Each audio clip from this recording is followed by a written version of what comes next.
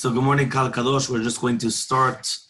Today's daf is daf Membet 42. However, we're going to start the Mem Aleph Mud Aleph just on the bottom, just to get back into it, where it says, right, Elait Mar Hachitmar. This is what was really stated in the Braita. It says like this: Amar Rav. Rav comes and he says, Lo shanu ela shiu lafshir.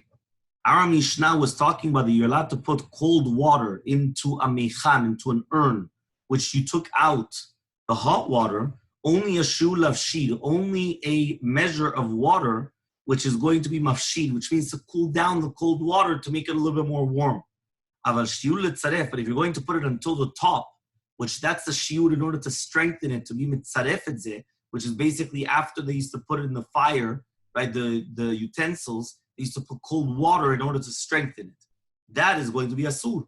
Shmuel Amar, and Shmuel is going to come and he's going to say, okay, Shmuel is going to say, Afilu shiur letzaref, even to be mitzaref is going to be mutar. Why? Because you do not have kavanah.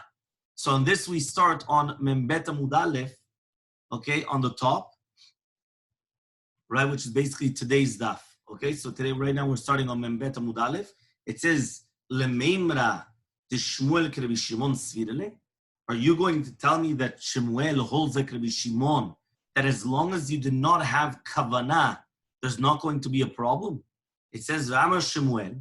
Shmuel says, right, Mechabin gachelet shel matechet.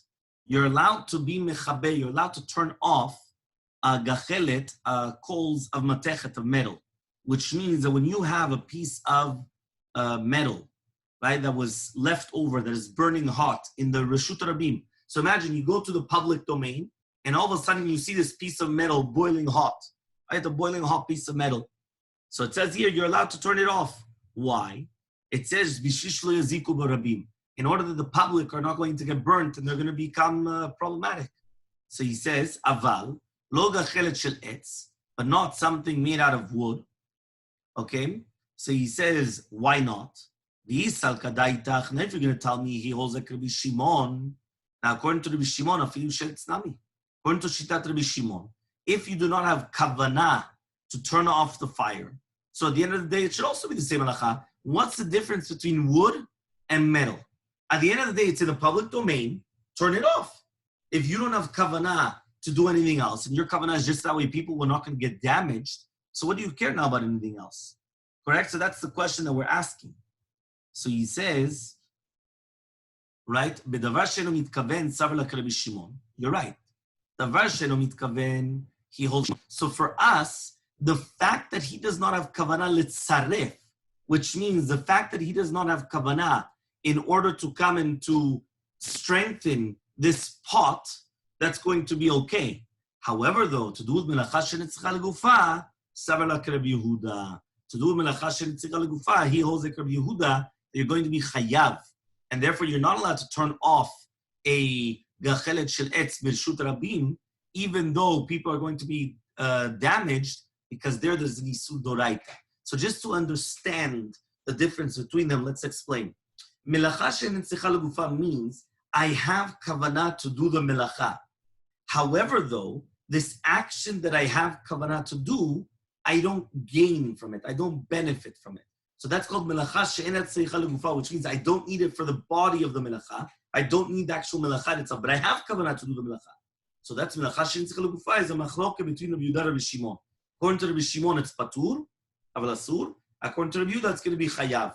So here, when I'm going to come and I'm going to turn off, right, which is kibui, melechet kibui, I'm turning something off, I'm distinguishing a fire, whether it is because of nechoshet or because of etz.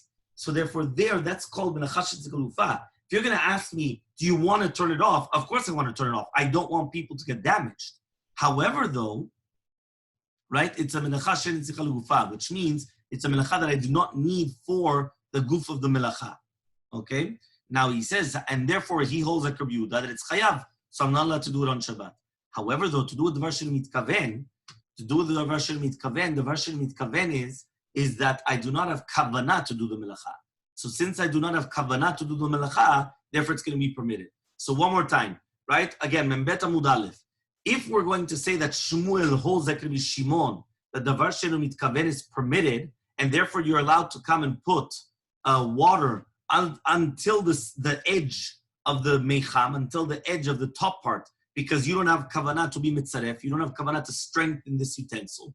So what's the reasoning why it says that Shmuel permits to turn off a gachelet of matechet, only of metal, in the public in order people that don't get damaged, but not of wood, right? If he holds like Shimon, it should be permitted. So the Gemara answers one more time, davar she'eno mitkaven is, he holds like Rabbi Shimon, the davar she'eno mitkaven is mutar. So therefore, in the case of the meicham, the hot water urn that I took out the water, and now I'm going to put cold water until the top, as long as I don't have kavanah to be mitzaref, it's davar she'eno mitkaven, it's mutar. However, though, in the case of the matechet, or the etz, really, the case of the wood, which was on fire in the public place, right? It's a piece of wood that's in. So now when I come and I'm going to turn off the fire, I have kavanah to turn off the fire. It's a davar she'en mitkaven. It is mitkaven. I have kavanah to turn it off. But it's a melacha she'tzricha legufa. I don't need the action of the melacha, meaning the melacha in itself I do not need. So he comes and he says, right, in such a case, right, of the action, right? So he comes and he says, no, sorry, that's Binyamin, are you in? Yes, I am. Oh, okay, fine, perfect, okay. No, what he just wrote to you was the code, not the password. Okay, fine. I got it, thank you. Yeah, no problem. Okay, so he says, but however, though, by melacha she'en tzricha legufa, which means that I'm doing the melacha. I have kavanah to do the melacha. I'm turning something off. That's melechet kibui. But I don't need the melacha. So in such a case, when I don't need the melacha, he holds like Rabbi Yehuda, not like Rabbi Shimon. Remember, two different melachot, the two different machlokot. One machloket is davar she'eno mitkaven. I do not have kavanah to do the melacha.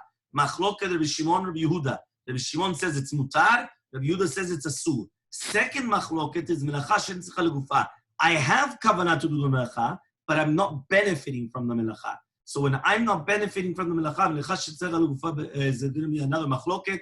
It's in Rabbi Yehuda, Rabbi Shimon. Rabbi Shimon says patur vel asur. Rabbi Yehuda says it's asur, and therefore, according to Shemuel, he holds like Rabbi Yehuda that it's going to be a isur doraita, because he holds that it's going to be melacha she'en tzricha legufa is chayav. So therefore, that's why he doesn't permit you to turn off the piece of wood in the public domain, even though it might damage people, because at the end of the day, it's a isur doraita, so he doesn't permit you to do that. Okay?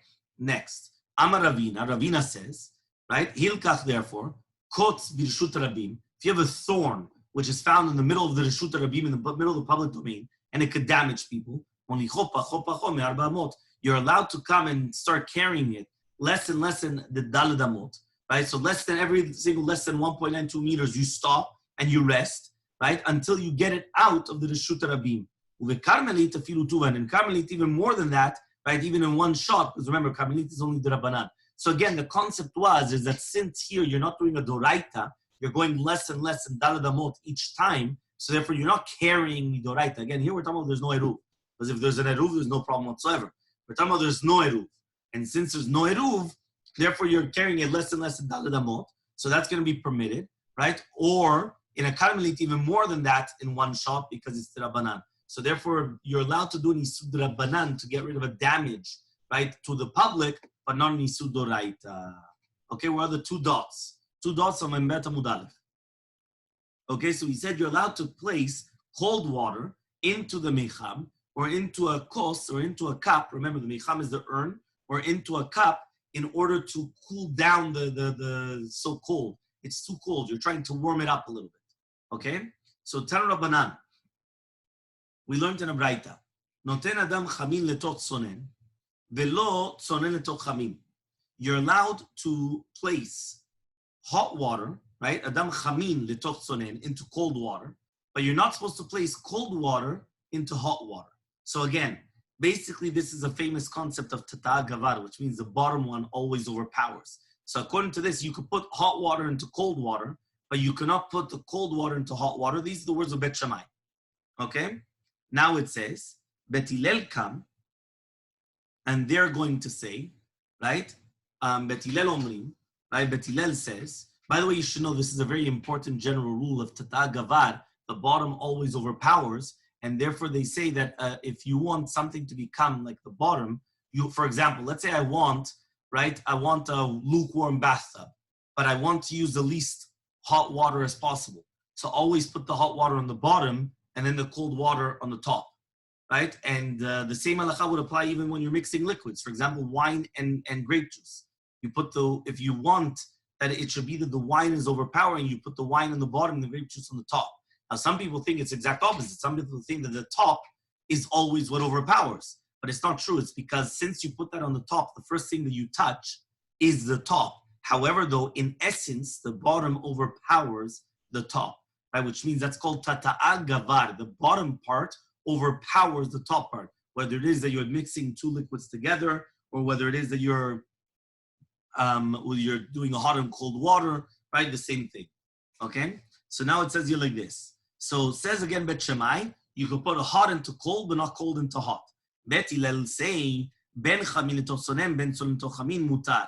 Whether you're doing hot into cold or cold into hot, it's going to be permitted.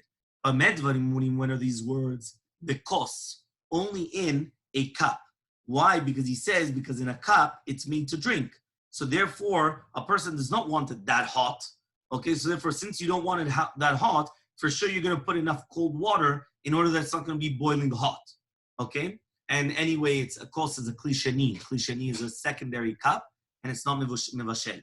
However, though, be'ambati, in a bathtub where people usually come and they shower or they wash themselves, chamin letoch sonen, you could put hot into cold, but not cold into hot. Okay?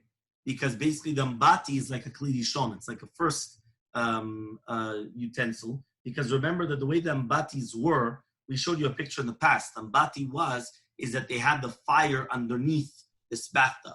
You used to have a bathtub and the fire was underneath it by going up. Okay? So says the Gemara, Rabbi Shimon ben Menasya oser. Rabbi Shimon ben Menasya says you're not allowed even to put hot into cold. Okay, so it's a three-way machloke between Bet Shammai, Bet Hillel, and Rabbi Shimon ben Menasya. Amar Rav Nachman, says Rav Nachman, he says halacha is like Rabbi Shimon ben Menasya. Okay, so therefore the halacha is going to be like Rabbi Shimon ben Menasya, and we're going to speak about what are we talking about exactly. So Savar Rav Yosef lemeiman. So Rav Yosef thought to say, sefel is like an ambati. Okay, so according to this, it comes out a sefel of Maim Chamim. Let me see if I have a picture of a sefel.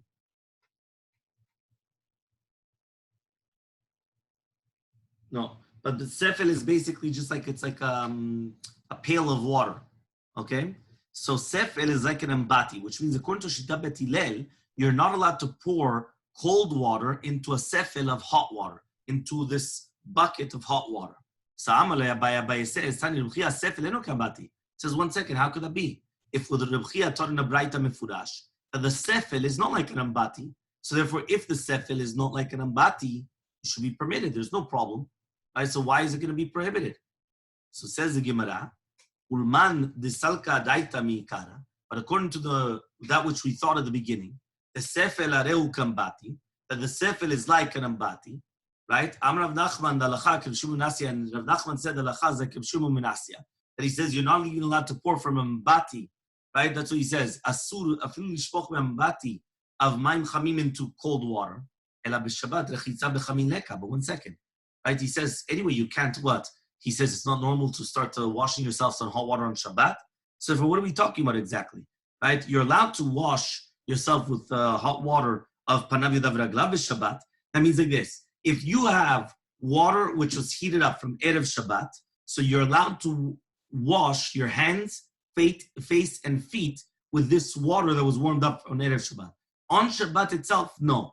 But if it was warmed up before Shabbat, that warm water that was warmed up on before Shabbat, I'm allowed to use for my hands, face, and feet. So therefore, right, he says, what are we talking about exactly? So, mi sav Rabbi Shimon sefakai. So says the Gemara, do you think Rabbi Shimon ben Menasya is going on the safe of the Braita? That Bet Hillel says that you're allowed to pour hot into cold in ambati, and Rabbi Shimon ben Menasya says you're not allowed to. He says no. Arei shakai. He's going on the first case. What exactly was the first case? He says Arei shakai Bet Hillel matinim ben chamin letoch sonen ben sonen letoch chamin. The Bet Hillel permits you whether hot into cold or cold into hot. And Rabbi Shimon ben Menasya come and they say that's talking about the kos, not about the sefel, not about the ambati, the cup. Okay, and Rabbi Shimon ben Menasya comes and he says no. Cold into hot is going to be prohibited. Okay. However, though, when you're pouring hot into cold in ambati, in a big bathtub, Rabbi Shimon permits. He says that it's permitted. Rabbi Shimon ben Asya, he says that it's actually going to be permitted and there's no problem whatsoever. Okay? So now the Gemara is going to ask, the Gemara is going to say, Leima Rabbi Shimon ben Asya, Amar kebet Shammai. Why don't we just say then that Rabbi Shimon ben Asya holds like kebet Shammai? That he says that you're not allowed to pour cold into hot into a cup, not like Bet Hillel. But there can be, right? Because obviously it's a third shita, it's a different opinion. So it says the Gemara, Hachi Kamar, this is what it means to say. Lo nechleku bet Shammai bet Hillel b'davar zeh. Really, be'emet, the kavanah of Rabbi Shimon ben Asya was, and not like the Tanakam of the Braita, is that this be'emet is not a machloket, right, between Rabbi Shimon, Bet Shammai and Bet Hillel, right, to do with pouring cold into hot. Right? Why? Because I hold that Bet Shammai and Bet Hillel do not argue on that. Because according to me, even Bet Hillel would agree to this. You're not allowed to pour the cold into the hot water, right, in a cup. So Amar Rav Huna ber Rav Yeshua, says Rav Huna ber Rav Yeshua, Chazina le Rava de lo kapid amana. I saw Rava that he wasn't makpid on placing cold water into a hot water in a kli sheni. Miditani Rav Chia, but Rav Chia taught, noten adam kiton shel mayim letoch sefel shel mayim. You're allowed to place, right? You're allowed to place a kiton shel mayim. Kiton shel mayim is basically a jug of water, right, into a sefel shel mayim. Ben chamin letoch sonen, whether we're talking about hot into cold or we're talking about cold into hot. And therefore it comes out that the Braita is telling you mefurash, you're allowed to do it, but that's a kli sheni. So kli sheni, there's no problem whatsoever. If you want, you could have here, right, this is the picture. Right over here. Okay? So that's a kli sheni. You have here the water inside of the hot water there. Okay? So he comes and he says, Amale Ravuna comes and he tells Rav Ashi, Dilma Shanehatan the mafsik kli. He says maybe it's different over there because there you have a utensil, which means since you have a utensil, right? So since it's inside that sefel, inside of the utensil, inside the water, that's why it's going to be permitted. So Amalei, so he comes and he answers, Me'are itman. What does it mean, Me'are itman? Me'are adam kiton shel mayim sefel shel mayim ben chamin totzolim and tzolim tochamin. So Me'are means you're allowed to do irui. Irui is pouring. That's this picture. Here I'm allowed to pour from this utensil into this utensil, to the kli rishon. So I'm allowed to do irui. This case I was just putting the water inside of this utensil, inside of the outer one. Now here I'm actually doing irui, which is actually pouring it inside. Okay?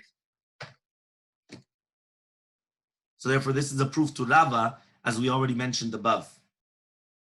So as a sikum, we're going to give a summary. Here in the art school, it gives a beautiful summary, and it says like this. According to everybody, I'm not allowed to pour, okay, cold water into a hot boiling bathtub because that's a kli rishon. So in a kli rishon, in a primary utensil, I cannot pour, right, the cold water. Okay, why? Because of tatagavad, and then it's going to become a problem. Number two, to pour from a bathtub, right, that's what it says, to pour from a bathtub of hot water to a bathtub of cold water, it all depends on the explanations of the Sugyat of the Gemara. Okay, according to the Toso, Bet Shammai Bet Hillel permit, and Shimon ben Asya says asur. The Lachaz like Shimon ben Asya. According to the Rif, it says everything's permitted. So, right, that there's no problem whatsoever. To pour, hot water into a cup of cold water, okay, it's permitted because of tatagavar. Remember, cold water is on the bottom, so I could put hot water on the top into cold water. No problem. The second last case was cold water into hot water in a kli sheni. So according to the pirush of the Rif, we'll go like with the Rif, not with the Tosfot over here. He's saying that according to Tanakama, Bet Shammai says it's asur, Bet Hillel says it's mutar. Rabbi Shimon ben Asya says that even Bet Hillel says it's asur, and Rav Nachman is posek like Shimon ben Asya, and Rava is posek like Tanakama. Basically, we're allowed to. So the halakha like Rava, so there's no problem whatsoever. But kli sheni is not mevashel, so you're allowed to. And the last case, which is a sefel, right, is like a kos. It's not like an ambati. It's not like a bathtub. Okay, Mishnah. So we're on the Mishnah on the bottom of Bet Amud Aleph. Ha'ilfas va'kedra sheviran lutachim lo yitel letochan tavlin. So we're talking about a machvat, talking about like a pan. Okay, here if you want, I'll give you here. I'll show you the picture again. This is the pan, the ilfas, okay, and this is the kidra, this is the pot. So you've got the pan and the pot. Okay? Now, what they did is that they took it off of the kira. So they took it off on Shabbat. They took it off. So now you have a pot or a pan off of the fire. Okay? So now, and in this case, they took it from a kidra and they put it to a tamchui, which is a kli sheni. Okay, so he says you're not allowed to place a tavlim. So you're not allowed to place spices inside of it when it's still boiling hot. Why? Because since it's a kli rishon, it could cook. So this many times could happen. For example, sometimes a person forgot to put salt, or we're going to speak about salt in the Gemara, obviously, but let's say salt, pepper, different spices. They forgot to put it right in the chamin, in the adafina, right in the cholent. So what happens? They take the cholent out, and now they're going to start adding the spices. He says you're not allowed to do that on Shabbat. Because if you do that on Shabbat, what happens is that you're cooking the spices. Because since it's still a kli rishon, it's a primary utensil, it was just on the fire. Even though you took it off the fire, it still cooks. So it's a problem. Okay? Aval, notenu letoch ke'ara letoch hamchui. You could put it in a plate, or you could put it in a serving dish, right? And now you could put the spices on top of it. There's no problem with putting the spices on top of it now. Rabbi Yehuda says, "Lakol noten chutz davar sheish bo chometz." You could put any type of a spice except for if it has vinegar or something like that, or seed. And why? Because that helps the cooking process to cook the tavlinim, to cook the spices, and then it's going to become prohibited. So says the Gemara, Ibai lehu. So they had a question. Rabbi Yehuda reisha kai ulekula. Is Rabbi Yehuda going on the reisha? Because again, remember, Rabbi Yehuda was at the end of the Mishnah, and he says lakol noten except for davar sheish bo chometz tzid. So is this Rabbi Yehuda going on the reisha? That the reisha said that you're not allowed to put a tavlim into the kli rishon, into the ilfas, the k'diran, to the pan or the pot, and therefore Rabbi Yehuda is going lekula, and he's saying no, you're allowed to, as long as it doesn't have seed or chometz, as long as it doesn't have vinegar or other types of things that will quicken the cooking process. Or maybe he's going to the seifa, which is basically that once you've already put it into a secondary dish, whether it's a plate like a communal plate or a kiara, or into a plate, and he's going lechumra, that even that if it did have vinegar or a seed in this secondary dish, even that would become a sur, right? So what's he going like? Is he going lenient or is he going stringent? So Tashema, we're going to try to bring a proof.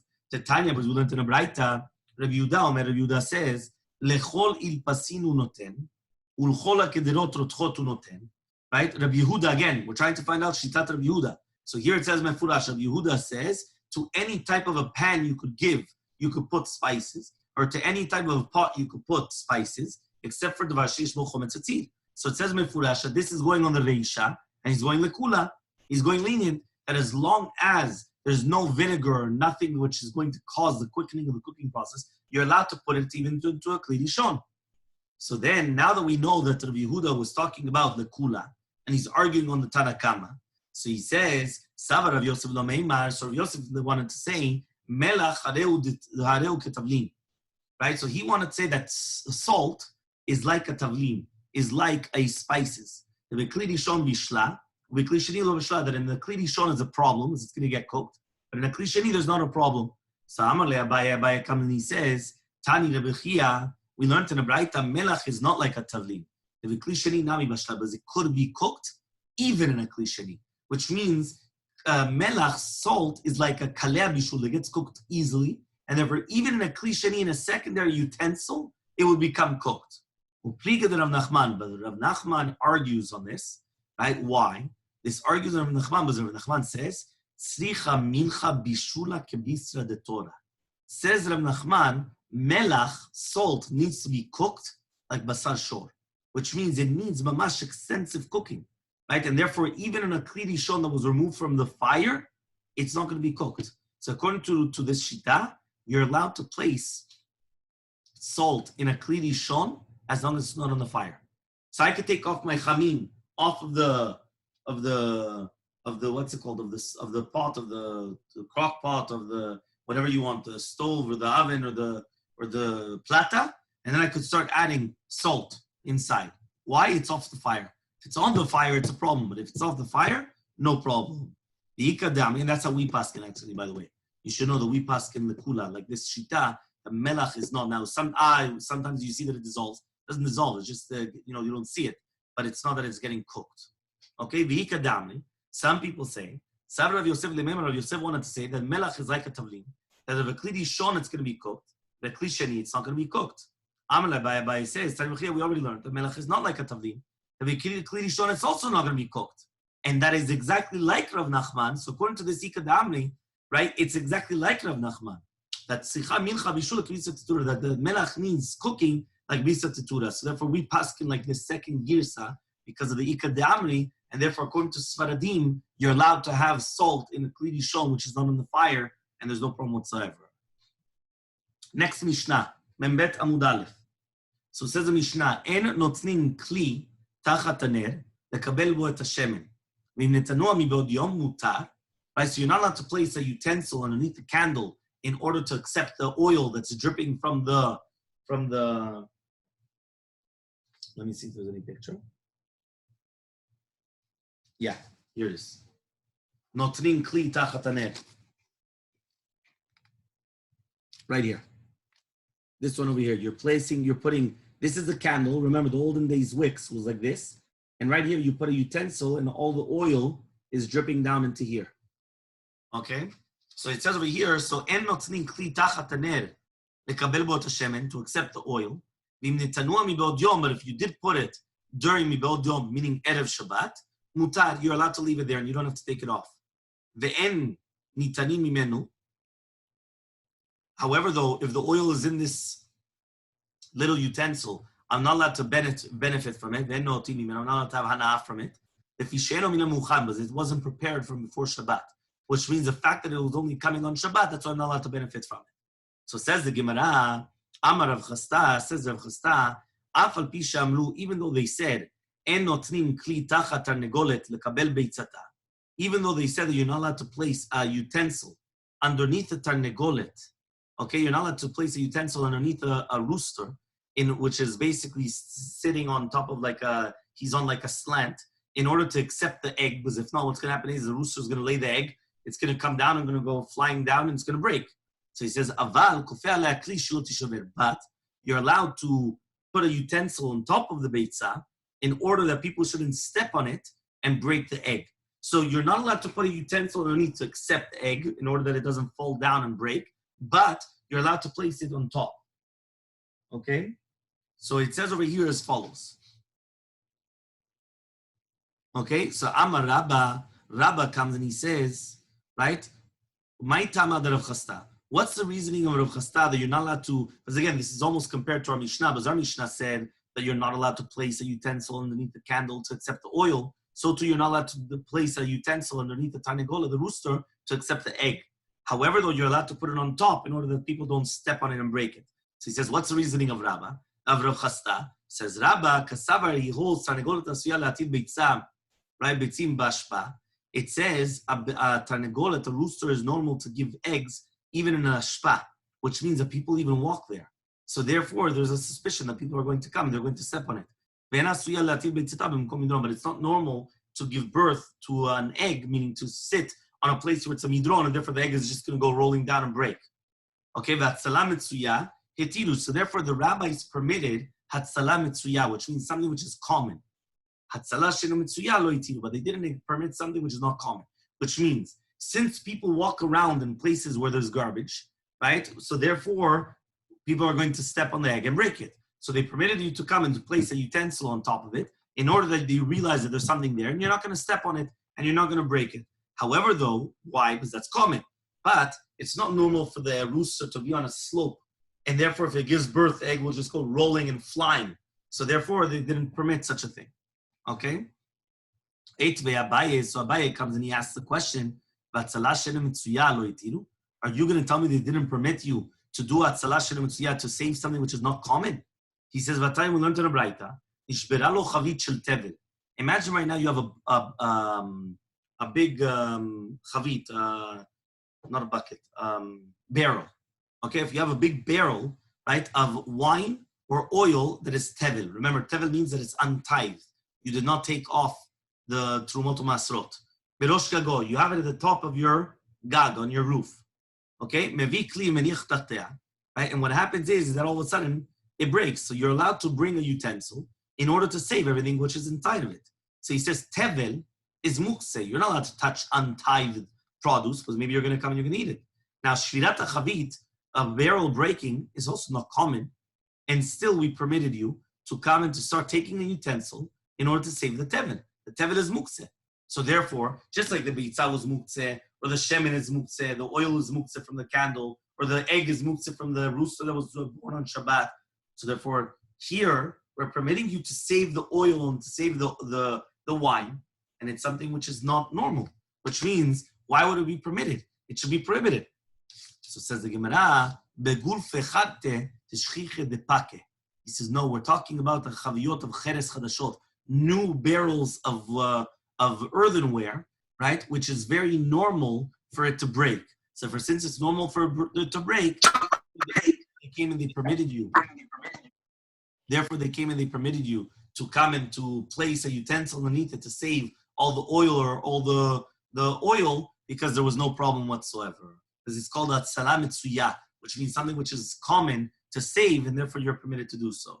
So 8b, so they ask a question on that from a Mishnah later on. You are allowed to place a utensil underneath the candle in order to accept all the sparks. Many times the candle comes and it starts shooting out sparks, so you could place a utensil underneath it in order that it's not going to come and it's not going to burn everything. Okay, so you're allowed to do that. So says the Gemara, right? So now we thought in the Havamina, we thought that these sparks are not common. So since it's not common, so therefore we thought, how could it be that you're permitted to come and put this underneath? So answers the Gemara, no, these sparks are common. And since they're common, that's why you're permitted to come and to put it underneath this utensil, and there's no problem whatsoever. So 8v, we're Gimel Amud Aleph. Okay? So the truth is we're going to stop over here.